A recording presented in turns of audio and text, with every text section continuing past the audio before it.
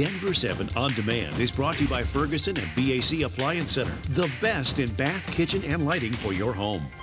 Good morning, I'm Molly Hendrickson. And I'm Brian Sanders with the latest from Denver 7. Overnight, President Trump and North Korean leader Kim Jong-un failed to reach a deal to denuclearize the Korean peninsula at their second summit. And this came as a bit of a shock since both seemed very optimistic just 24 hours earlier. Denver 7's Nicole Brady explains what went wrong.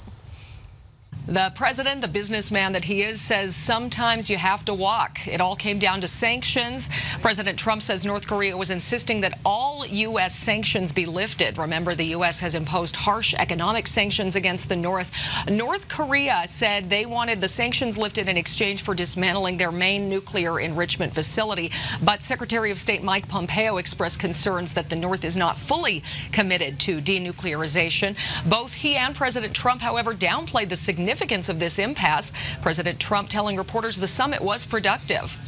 And frankly, I think we'll end up being very good friends with Chairman Kim and with North Korea, and I think they have tremendous potential. There are no current plans for a third summit. The president said he trusts that North Korea will not resume any testing of nuclear warheads or missiles. But this abrupt end to the talks was a surprise. Much of the world was expecting to see a signing ceremony overnight. In the newsroom, Nicole Brady, Denver 7. Also, during his press conference in Vietnam, President Trump was questioned on his former lawyer Michael Cohen's testimony on Capitol Hill yesterday. The president says he wasn't able to watch too much of it because of the summit, but from what he did watch, he heard a lot of lies. Having a fake hearing like that and having it in the middle of this very important summit is really a terrible thing. They could have made it 2 days later or next week, and it would have been even better. There wasn't too much new information coming out of yesterday's testimony. Cohen did claim President Trump directed him to make hush money payments to two women. He'll have a closed-door meeting with the House Intelligence Committee today. Barring any last-minute hiccups, quiet zones will begin through Denver on the A-line starting at 3 a.m. tomorrow. That means while the bells will still ring at the 9 crossings through Denver, that's much better than pairing it with the extremely loud train horn, especially when a train goes through 140 times a day. Under the quiet zone plan, you'll only hear the horn if someone or something is on the tracks. That makes sense. And as Denver Mayor Michael Hancock puts it, the horns have impacted residents, businesses, business owners, and even unsuspecting hotel guests. I have sat on the back patios of residents. I have stood in the hotels along Quebec and the airport corridor, and I have listened as horns have blared all hours of the day and night. Once the A-line gets out of Denver, the horns will start blaring again through the 2 crossings in Aurora, and the G-line, which is still in the testing phase, will also still have those horns. I'm Eric Lufer, Denver 7. Today, supporters of a tiny home village in Denver hope the city will buy them more time to figure out where they'll move next. Right now, the tiny home village is located at 38th and Blake in Denver's Rhino neighborhood, with plans to move it north into Globeville. Residents in Globeville, though, they're not too happy with those plans to move the village there. The village is being forced to uproot because the current location is slated for development. If today's extension is approved, the tiny home village will have until the end of April to find a new location. Tomorrow, we expect to learn more about how Denver will start handling homeless camps. As part of a lawsuit settlement, the city can no longer clean up homeless camps without 2 days' notice. On top of that, the city also has to provide up to 60 days of storage for items removed. The city will also have to provide things like trash cans, lockers, and porta potties in certain areas. Today, our state lawmakers debate a much talked about bill to change how sex education is taught to our kids. Hundreds of people waited to speak at a hearing earlier this month. That bill aims to introduce a more inclusive curriculum by adding sections on LGBTQ relationship issues and removing waivers that allow schools to teach abstinence only. This is a story we've already taken a 360 look at. You can find that report and the various perspectives right now on thedenverchannel.com, and you can email us your reaction to the bill at 360@thedenverchannel.com. Also today, the House Appropriations Committee will debate the so-called red flag bill. That bill would allow families or law enforcement to get a court order temporarily removing guns from people they think are unfit to carry. That person could petition to get their gun back. The bill has already passed a committee in the State House. Thousands of King Soopers employees are threatening to strike over pay. The union representing those employees, Union Food and Commercial Workers Local 7, says what they want is a pay increase for the majority of workers. They say right now the grocery chain is offering a 15 or 25 cents an hour raise for top paid workers and head clerks, but nothing else for other workers. The union says this is not enough to keep them from striking. Representatives for King Soopers say they will not speak publicly about their employees' wages. But they told our news partners at the Denver Post they think what they are offering the union is fair.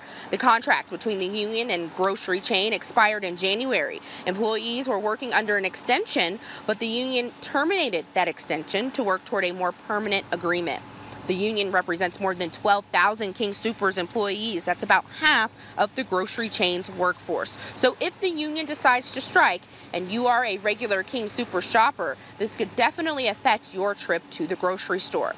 There are 3 more bargaining sessions left before a decision is made. One of those is today at the Sheraton Denver Tech Center in Greenwood Village. Until those sessions end, King Soopers says it's business as usual. Reporting in Denver, Micah Smith, Denver 7.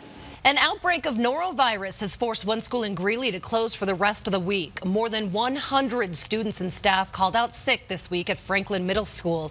The first case of norovirus was reported last Friday. The norovirus is highly contagious and people can carry it up to 48 hours. Extra cleaning crews will be at the school this weekend to disinfect it. The school plans to open back up on Monday.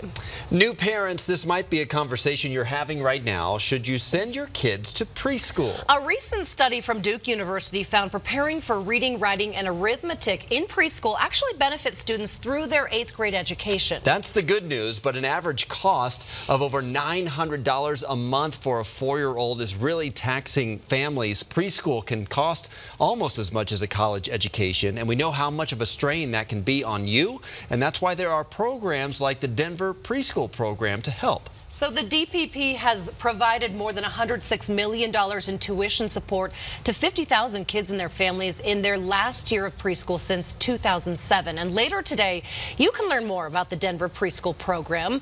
Volunteers from DPP will be answering the phones in our Contact 7 call center from 4 to 6:30 tonight. The benefits of Denver Preschool are available to all families in the city of Denver, regardless of their income. And our volunteers are also going to have information about other programs outside the city of Denver, so no matter where you live, they'll be able to help you save some money. Well, if you plan to join us for the 41st running of the Boulder Boulder this Memorial Day, you're going to have to register today in order to get the best deal. That's right. The cost of registration goes up $5 tomorrow, so you got to register today. The Boulder Boulder, one of the largest 10Ks in the world, with more than 50,000 people running and walking the course through the streets of Boulder every year. And you can find a link to the page at thedenverchannel.com/BoulderBoulder. Grocery stores could be headed toward computers and robots in the future. In Denver, a fast food chain is already switching over to automated drive-thrus. Hi, I'm your automated order taker. Take your time, order when you're ready. What do you think about this? The new computerized drive-thru will be at the Good Times location on Broadway. It takes your order and it frees up the workers inside to concentrate on making your food. Think of Siri, Google Home, Alexa. Our software allows people to carry on a conversation in a very fluid, unstructured manner with a computer. Because those conversations always go so smoothly. Now, if you don't want to talk to the computer, you don't have to. Just say human or employee, and an actual employee will take your order. The developer hopes to expand the technology to 3 to 5 more Good Times locations in the next couple of months. And now here's Lisa with a check of your forecast. And we've got a really nice start to the day today. This Thursday, we're looking at a pretty mild and dry afternoon. We'll be under a partly sunny sky and in the 50s. Tomorrow, it's going to get cooler. Chance for some light snow developing later in the day. And then on Saturday, about 3 to 6 inches of snow possible. So we are going to see a pretty good storm hit the state this weekend. Today, though, take a look at Futurecast. 20s this morning, should be close to about 40 degrees in Denver by 10:30. And then this afternoon, we're in the low to mid 50s. One of the warmer days this week. Now, the mountains will start to see some snow later today. today. That snow is going to stay in the high country through tomorrow morning. Early Friday, we're in the 30s. It's a dry commute Friday morning, but by tomorrow afternoon, that's when we'll start to see a little rain and snow developing. The roads could be wet for the Friday afternoon drive, and then we're going to see that snow fill in Saturday into early Sunday. Big drop in temperatures, too. We're going to go from 50s today to upper 40s, close to 50 on Friday. Not a huge drop there, but look at the weekend. Saturday, a high near freezing, and on Sunday, just 19 degrees. Overnight lows, you guys, into the first of next week, single digits, 2 degrees on Monday. Woo. Little something for everybody there. Yep. Today, DIA celebrates a big milestone. 24 years today, DIA opened and the first flight took off. And a lot has changed out of DIA since it opened 24 years ago. The Great Hall construction project. Be interesting to see what DIA will look like in another 20 years. And what our fashion will look like as well. And to celebrate its 24th anniversary today, DIA introduces us to a new friend who seems to be adding to all that conspiracy that's built around the airport. Oh, it's because of the conspiracy. Oh, it's because of the conspiracy. Look at me. I'm a little know-it-all. Will you get back over here? I got a question about this conspiracy. Did you have to buy an extra seat for your hat, sir? Sir, are you stealing a desk? Sir, you have resting, confused face. Do you have a favorite animal or pet? A caterpillar. A caterpillar? Wouldn't you rather have a gargoyle? No. Entertaining and scaring passersby alike and calling them out from time to time. The gargoyle might pop up again from time to time. No promises when or where that will be, though. I hope it's there the next time I fly, I'll tell you that. Well, this has been your Denver 7 On Demand update. Thanks for joining us. Check back here later tonight for another update and download the Denver 7 app for breaking news and alerts.